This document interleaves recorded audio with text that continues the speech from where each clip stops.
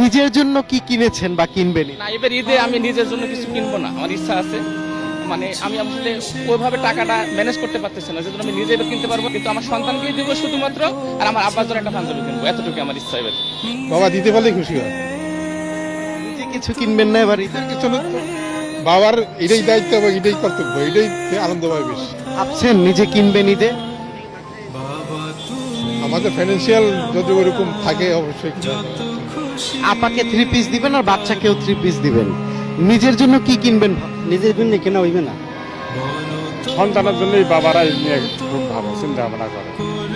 নিজের জন্য কি বাবা, এখন তো বয়স হয়ে গেছে, আর নিজের জন্য কি বাবা আছে? পোলাবানের জন্য তো সবকিছু আছে। বাবাদের ঈদ হয় যখন বাচ্চারা ঈদে বেশি সন্তুষ্ট হয়, তখন বাবাদের ঈদ পরিপূর্ণ হয়ে যায়।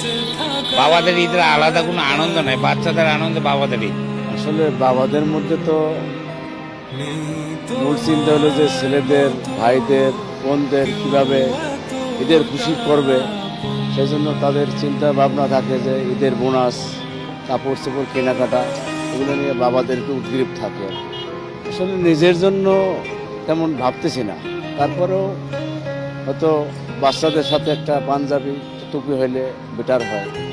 এই বাবা তুমি আমার বেঁচে থাকার কারণ।